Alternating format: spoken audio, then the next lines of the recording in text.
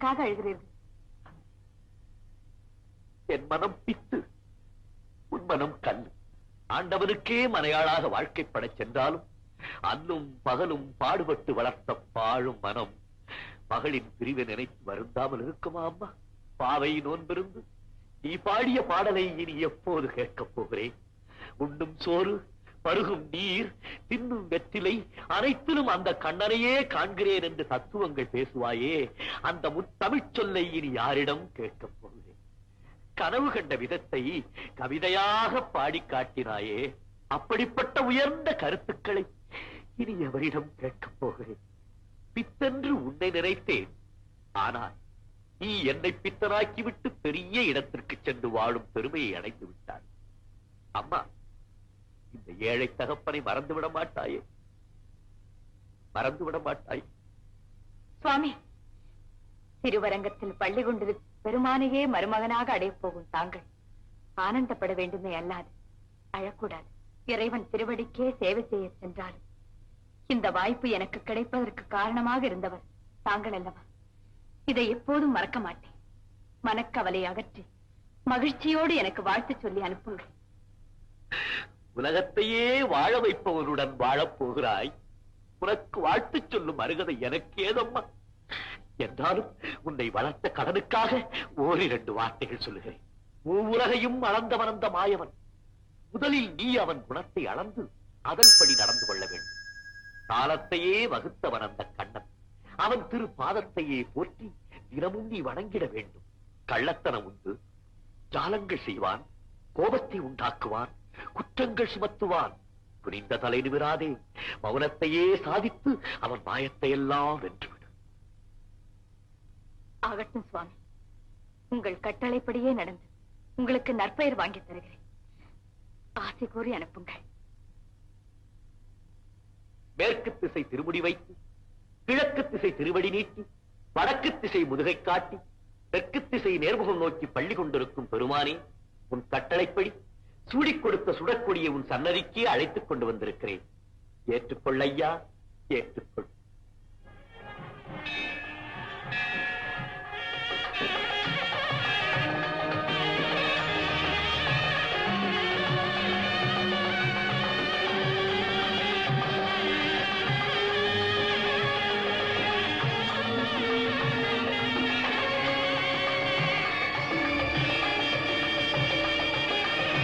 திருமாலே, பிள்ளை பருவத்திலிருந்து நான் சூடி கொடுத்த மாலையை ஏற்றுக்கொண்ட நீ என்னை ஏற்றுக்கொள்வதற்கு இத்தனை காலம் நாடகம் ஆட வேண்டுமா?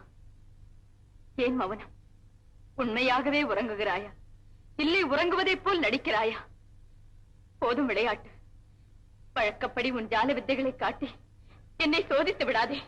அரங்கநாதா, அடியாளை ஏற்றுக்கொள்.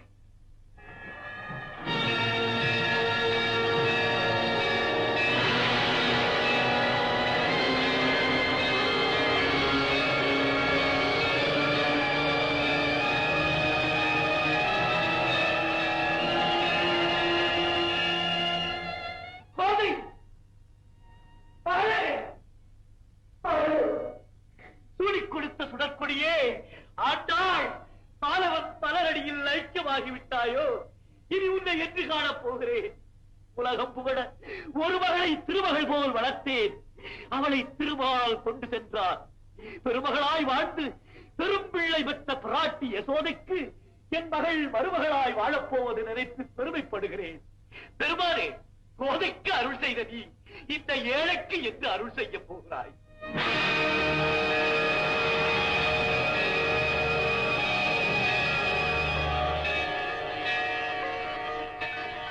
விஷ்ணு சித்தரே, உம்மிடம் வளர்ந்து எம்மை வந்தடைந்த ஆண்டாள் வேறு யாருமல்ல, மகாலட்சுமியே. நீர் பூமாலை கொடுத்து பாமாலை சூட்டி பாடுவதை காண வேண்டும் என்று விரும்பினாள். சில நாள் உம்மிடம் வளர்ந்தாள். நேரம் வந்தது, எம்மை வந்தடைந்து விட்டாள். இனி நீர் பூவுலகில் பெரியாழ்வார் என்ற திருநாமத்தோடு பேரும் புகழும் பெற்று தொடர்ந்து எமக்கு தொண்டு செய்து வருகிறார். திருமாலே, உனது பெருமையே பெருமை, உனது பெருமையே பெருமை. திருவேங்கடமையான மேல திவ்ய பிரபந்தங்கள் பாடி பெரும் புகழ் பெற்றார் பெரியாழ்வார். அடுத்து திருமங்கையாழ்வாரை பத்தி சொல்ல போறேன். அவர் அரங்கன் கோவில் திருப்பணிக்கு தன்னையே அர்ப்பணித்துக் கொண்ட உத்தமர், தன்னையே அர்ப்பணித்துக் கொண்ட உத்தமர். அவருக்கு திருமால் அருள் தந்த பெருமையை பத்தி சொல்ல போறேன். அதை சொல்றதுக்கு முன்பே உங்க எல்லாருக்கும் கொஞ்ச நேரம் திருமங்கையாழ்வாருக்கு பரகாலம், நீலன், கலியன், நாற்கவி சிங்கம் அப்படின்னு பல பட்ட பெயர்கள் உண்டு.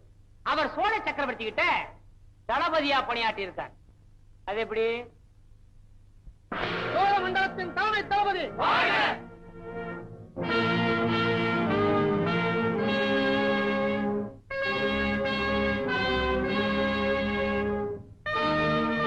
சோழ மண்டலத்தின் தலைமை தளபதி சோழ மன்னர், சோழ மண்டலத்தின் தலைமை தளபதி பரகாரனே வருக. படையெடுத்து வந்த பகைவரை எல்லாம் இடைமறித்து எதிர்த்து வெற்றி கண்ட நீலனே, உன்னை தளபதியாக அடைந்த சோழ மண்டலம் பெருமை அடைகிறது. உன்னால் சோழ மன்னனாகிய நானும் உயர்வடைகிறேன். மன்னா, செஞ்சோற்று கடனைத்தான் முடித்திருக்கிறேன். என் சேவைக்கு புகழுரை தேவையில்லை. உப்பிட்ட மன்னனுக்கு உழைக்க கடமைப்பட்டிருக்கும் என்னை உயர்த்தி பேசுவது, பலர் முன்னிலையிலே பாராட்டுவது, போற்றுவது, இவை அனைத்தும் நான் விரும்பாத ஒன்று. பரகாலனே, பாராட்டி பேசுவதை நீ விரும்பாமல் இருக்கலாம். ஆனா படை நடத்தி பகைவரை வெற்றி கண்டு இச்சோழ மண்டலத்தின் நிலப்பரப்பையே அதிகமாக்கிய உன் திறமையை பலர் முன் சொல்லி மகிழ வேண்டியது இந்த சோழ மன்னனின் கடமை. என்னை பாராட்டுவதை விட என்னோடு போருக்கு வந்து இறந்து போனார்களே நமது வீரர்கள், அவர்கள் தியாகத்தை பாராட்டுங்கள். இந்த வெற்றி திருவிழாவை இருந்து பார்க்க முடியாமல் இறந்து போனார்களே, அவர்களை புகழுங்கள். அவர்கள் ஆத்மா சாந்தி அடைய வாழ்த்துங்கள். நீலனே, வீரமும் விவேகமும் கொண்ட உன் திறமைக்கு பரிசாக என் சோழ மண்டலத்திற்குள் அடங்கிய ஆலி நாட்டை தந்து அதற்கு தலைநகரமாக இத்திருமங்கை என்ற ஊரை அமைத்து இச்சுப நாளில் இத்திருமங்கைக்கு உன்னை மன்னனாக்குகிறேன். நாட்டையே பரிசாக தரும் அளவுக்கு நான் என்ன செய்து விட்டேன்? பல நாடுகளை என் வசமாக்கி தந்த உனக்கு ஒரு சிறு நாடு நான் தருவது நியாயமான செயலை. என் சொல்லை தட்டாமல் நான் தரும் பரிசை ஏற்றுக்கொள். படைத்தலைவனின் திறமைக்கு ஒரு நாடே பரிசா? இது அதிகம், இது அதிகம். வள்ளல் தன்மைக்கும் ஒரு எல்லை உண்டு. நீனே வாங்க. சோழ மன்னனின் கட்டளை. ஆசனத்தில் அமரு.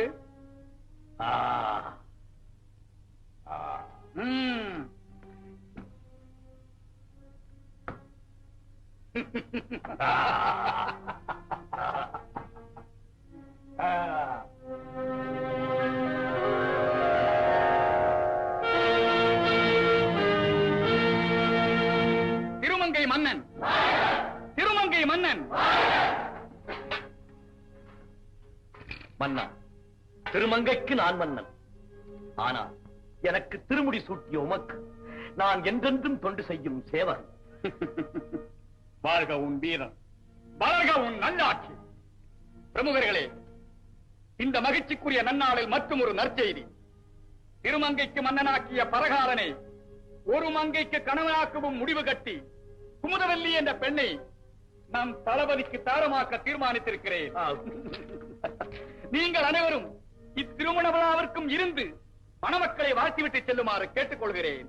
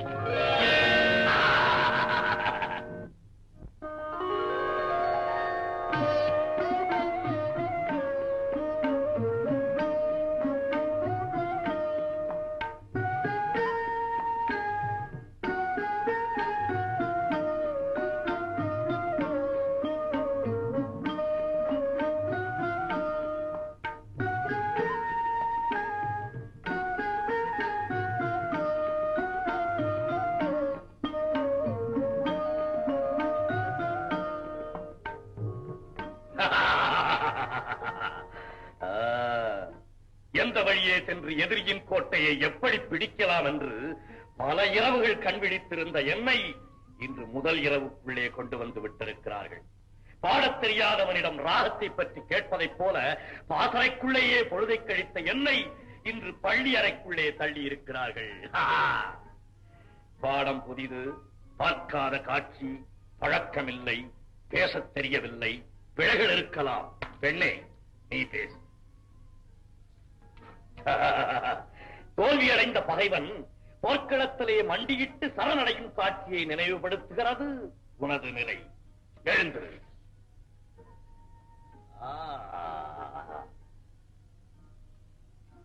ஆயுதத்தை இழந்த மாவீரன் முடிவில் இப்படித்தான் பூமியை பார்த்துக் கொண்டே நிற்பான். சுவாமி, தளபதியாகவே பணியாற்றிய தங்களுக்கு மணக்கோலம் கூட போர்க்கோலமாக தென்படுகிறது. உண்மை. படை நடத்தி போர் தொடுத்து வாளெடுத்து வீசிய கை வனிதையரின் வளைக்கரத்தை தொட்டதே இல்லை. அதனால் அனுபவம் இல்லை.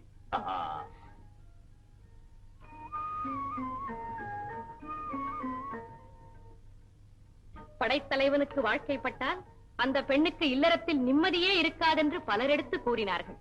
அவர்கள் கருத்துக்கு மாறாக நானும் வாழ்ந்து காட்டுகிறேன் என்று உங்களுக்கு வாழ்க்கைப்பட்டேன். சுவாமி, இனி ஒரு கணமும் என்னை விட்டு பிரியாமல் எனக்கு ஆதரவு காட்ட வேண்டியது தங்கள் கடமை. உன்னை பிரியாமல் இருப்பதா? அது எப்படி முடியும்? செஞ்சோற்று கடன் கழிக்க வேண்டாமா? உப்பிட்ட மன்னன் ஆணையிட்டால் உன்னை பிரிந்து போர்க்களம் போகத்தானே வேண்டும். செல்லுங்கள், சென்று வெற்றியோடு திரும்புங்கள். நாடும் வேண்டும், வீடும் வேண்டும். இனி இவை இரண்டையும் உங்கள் இரு கண்களைப் போல் பாவிக்க வேண்டும். நேரம் செல்கிறது, இரவு குறைகிறது. அருகில் வா. அமர். நிமிர்.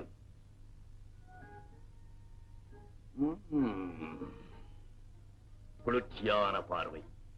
குமுதவல்லி, கொடுத்து விட்டேன் இன்று முதல் என்னையே உனக்கு. சுவாமி, என் வாழ்க்கையில் மறக்க முடியாத இந்த பொன்னான நாளில் தங்களிடம் ஒரு வரம் கேட்கிறேன். கொடுப்பீர்களா? என்னையே உனக்கு தந்துவிட்ட பிறகு உன்னையே நீ கேட்டுக்கொள்ள வேண்டியதுதானே. என்னை பிரிந்து இனி தாங்கள் போருக்கு சென்றால் உங்கள் நிலை? என் நிலை ஒரு புறம் உன் நினைவு, மற்றொரு புறம் போரின் முடிவு. இவை இரண்டுக்கும் இடையே என்னுடைய தத்தளிப்பு. அதே சமயம் என் நிலை? உன் நிலை. போருக்கு சென்ற கணவன் உயிருடன் திரும்பி வர வேண்டுமே, மீண்டும் அவரை சந்திக்க வேண்டுமே என்ற சங்கடமான நிலை உன் நிலை. சுவாமி, பிரிவை பற்றி சிந்திக்கும் போதே நம் இருவருக்கும் இத்தனை வேதனை பிறக்கிறதென்றால் உங்களால் போர்க்களத்தில் உயிர் துறந்தார்களே, அந்த வீரர்களை பிரிந்த உற்றார் உறவினர் நிலையை சற்று எண்ணி பாருங்கள்.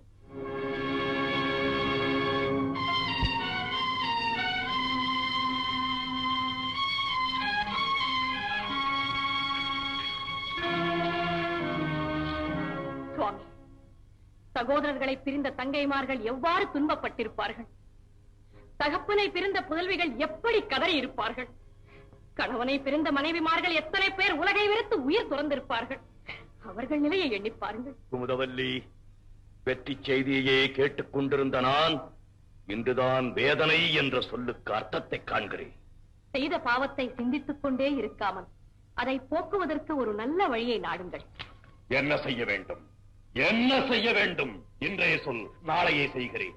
போர், கொலை, மடிவு என்ற பாடத்தையே மறந்து இனி சமாதானத்தையே நாடும் அளவிற்கு மனதை பக்குவப்படுத்திக் கொள்ளுங்கள்.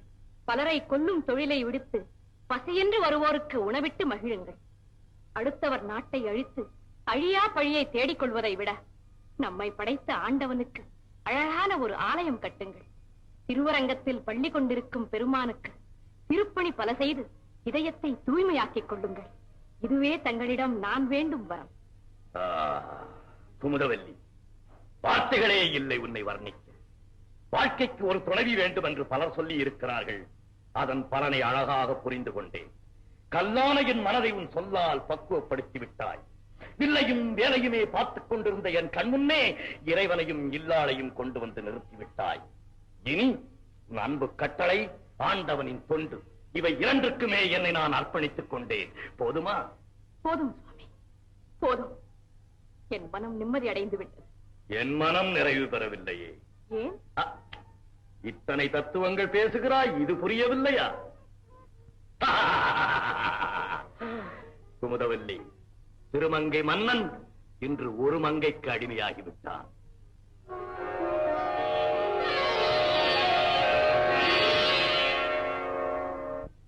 சோழமண்டலத்திற்குள் கட்டுப்பட்ட மற்ற சிற்றரசர்கள் எல்லாம் நமக்கு முறையோடு திரை செலுத்தும் போது நம்மால் அரசனாக்கப்பட்ட திருமங்கை மன்னன் மட்டும் நமக்கு இதுவரை கப்பம் கட்டாததற்கு காரணம் ஆணவமா, அலட்சியமா, அல்லது அவனால் தான் சோழமண்டலமே என்று நினைக்கிறான். மன்னவா, திருவரங்கத்தில் பள்ளி கொண்டிருக்கும் பெருமான் கோவில் திருப்பணிக்காக பொக்கிஷத்தில் உள்ள பொருள்களை எல்லாம் செலவிட்டுக் கொண்டிருப்பதாக கேள்வி. அதற்கும் நமக்கு கப்பம் செலுத்தாததற்கும் என்ன சம்பந்தம்? கடவுள் கைங்கரியத்தில் தன் முழு கவனத்தையும் செலுத்தி வருவதால் நமக்கு கப்பம் கட்ட வேண்டியதை சற்று மறந்திருக்கலாம். மறப்பதா? ஆளாக்கியவன் நான், அரியாசனத்தில் அமர்த்தியது இந்த சோழன். அந்த அரங்கன் கோவில் திருப்பணிக்கு செலவிடும் பொருள்கள் என்னை சேர்ந்தது. அப்படி இருக்கும் போது நீலன் என்னை மறந்து விட்டான் என்றால் அவன் தன்னைத்தானே மறந்து விட்டதாகத்தானே அர்த்தம்? மன்னா, அப்படி இருக்காது. போராட்டத்திலேயே பொழுதை கழித்தவர் புதிதாக ஆண்டவன் தொண்டில் மனம் ஈடுபட்டிருப்பதால் என்னை மறந்திருக்கலாம். சோழன் பரம்பரை கட்டாத கோவில்களா? என் முன்னோர்கள் இறைவனுக்கு செய்யாத தொண்டா? அதற்காக உலகை, மக்களை, எங்களுக்கு நல்லதை செய்தவர்களை நாங்கள் மறந்து விடவில்லையே. அப்படி இருக்கும் போது இவ்வளவு சீக்கிரமா நீலன் என்னை மறந்து விடுவது? மன்னா, அவர் செய்தது தவறுதான். இம்முறை மன்னித்து விடுங்கள். உடனடியாக புறப்படுங்கள் திருமங்கை நகருக்கு. கப்பம் கட்டாததற்கு காரணத்தை கேட்டு வாருங்கள் அந்த நீலனிடம். கூற மறுத்தார் அமைச்சரே, கட்டளை பிறப்பித்து தளபதிகளை உடனே அனுப்பி வையுங்கள்.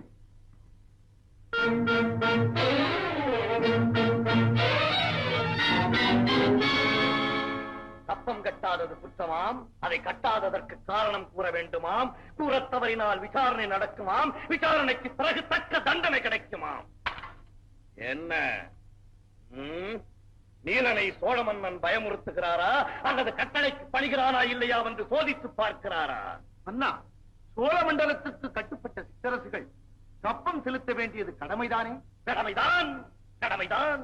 ஆனால் உடமையை எனக்கே சொந்தமாக்கி சாசனம் செய்து விட்ட பிறகு அடிமை போல் சிறை செலுத்த வேண்டிய அவசியம் அதற்கு. சொந்தமாக ஆதி நாட்டை எனக்கே தந்துவிட்டபின் அதில் எந்த விதமான பந்தமும் இல்லை என்று சொல்லுங்கள் சோழ மன்னனுக்கு. மன்னிக்கும் மன்னா, நாங்கள் கப்பம் கட்ட மறுத்தால் உடனடியாக உங்களை சற்று அச்சமாக இருக்கிறது. சொல்லுங்கள், சொல்லுங்கள். உடனடியாக என்னை கைது செய்து இழுத்து வரும்படி ஆணையிட்டாரோ? விந்தையிலும் விந்தை. சோழ மன்னன் எனக்கு விலங்கிடுகிறாரா அல்லது தனக்குத்தானே விலங்கிட்டுக் கொள்கிறாரா? தளபதிகளே, அரங்கனுக்கு அடிமையாகிவிட்ட நான் இனி அரசனுக்கு அடிமையாக போவதில்லை. அவர் சொல்லுக்கு கட்டுப்பட்டு கப்பமும் செலுத்தப் போவதில்லை. உங்களோடு வரவும் நான் தயாராக இல்லை. இதுதானா தங்கள் முடிவு? ஆம், அதிகாரத்திற்கு வீரம் அடங்காது என்று முடிவாக சொல்லிவிடுங்கள். திருமங்கை மன்னா, சோழ சக்கரவர்த்தியின் கோபத்திற்கு ஆளாகிவிட வேண்டாம் என்று தங்களை மன்றாடி கேட்டுக் கொள்கிறேன். கோபம் அவரிடம் இருந்தால் வாழின் வேகம் என்னிடம் இருக்கிறது என்று அவருக்கு நினைவுபடுத்துங்கள். கப்பம் கட்டாமல், காரணம் கூறாமல், நேரிலும் வராமல் நெறிமுறை தவறி பேசினானா? என்ன நெஞ்செடுத்தம் அந்த நீலனுக்கு? என் கட்டளையை மீறியதற்கு தகுந்த பாடம் கற்பித்து இந்த சோழனின் வலிமையை நிரூபித்து காட்டுகிறேன். தளபதிகளே, நானே புறப்படுகிறேன். பொறிக்கட்டும் போர் முரசு. புறப்படட்டும் நமது படைகள் திருமங்கை நகரை நோக்கி. சோழனின் கட்டளையை மீறிய நீலனை இறங்கி கரைத்து வருகிறேன். இனி போர்க்கோலமே கொள்ள மாட்டேன், இறைவன் திருப்பணிக்கும் இல்லால் சொல்லுக்குமே கட்டுப்பட்டு நடப்பேன் என்று என்னிடம் இறுதியாக வாக்களித்து விட்டு இன்று மீண்டும் போருக்கு புறப்படுகிறீர்களே, இது முறையா? அதிலும் உப்பிட்ட மன்னனோடு போராட்டமா? கப்பம் கட்டும்படி கேட்டது ஒரு குற்றமா? உப்பிட்ட மன்னன் உண்மை. ஆனால் கப்பம் எப்படி கட்டுவது? கொடுத்த உரிமையை பறிக்க நினைக்கும் போது என் உரிமையை நிலைநாட்ட போராடுவதைத் தவிர வேறு வழி. நான் என்ன அரசு கேட்டேனா? ஆளும் பொறுப்பை விரும்பினேனா? அதற்கு ஆசைப்பட்டேனா? அவராக கொடுத்தால் இப்போது பல நிலையிலே என்னை அவமானப்படும்.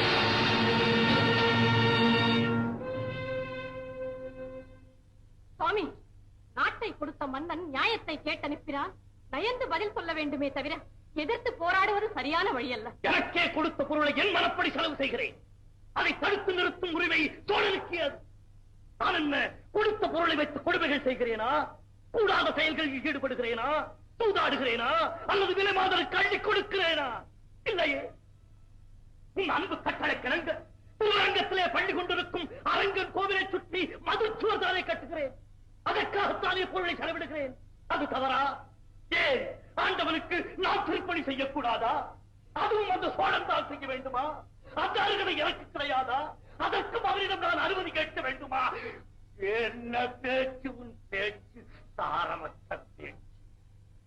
கப்பம் கட்டாததும் மன்னனை கேட்காமல் தெய்வ திருப்பணி செய்ததும் தவறுதான் என்று அரசனிடம் ஒரு முறை தாங்கள் மன்னிப்பு கேட்டுவிட்டால் என்ன? நல்ல காரியத்துக்காகத்தானே பொருளை செலவிடுகிறான் என்று அந்த அரசன் ஒரு முறை என்னை மன்னித்து விட்டார். என்ன தாங்கள் போருக்கு செல்லத்தான் வேண்டுமா? அரசன் என்னோடு போருக்கு வரத்தான் வேண்டுமா? வந்தால் என்ன?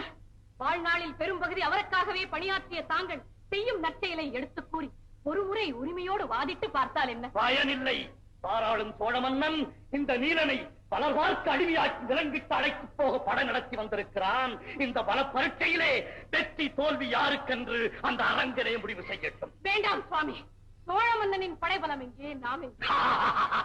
படைபலம் பைத்தியக்காரி. என்னையும் என்னோடு சேர்ந்த வீரர்களின் பலத்தை சற்று குறைத்து எடை போட்டு விட்டாய். அதிகாரத்துக்காக போராடும் வீரர்களை விட உரிமைக்காக போராடும் வீரர்களின் கை ஓங்கியே நிற்கும். பயமின்றி விடை கொடு. சுவாமி, மீண்டும் பல உயிர்களை கொல்லத்தான் போகிறீர்களா? நடக்கும் செயலுக்கெல்லாம் அந்த அரங்கனே பொறுப்பு. என்ற குற்றவாளியாக்காதே. என் சொல்லை கேளுங்கள். முடியாது. போர்க்கோலம் கொண்டு விட்டால் நீலம் முன்வைத்த காலை பின் வைக்க மாட்டான். போரிலே வென்று விட்டால் நான் உன்னிடம் வந்து விடுகிறேன். இல்லை என்றால் நீ என்னிடம் வந்து விடு.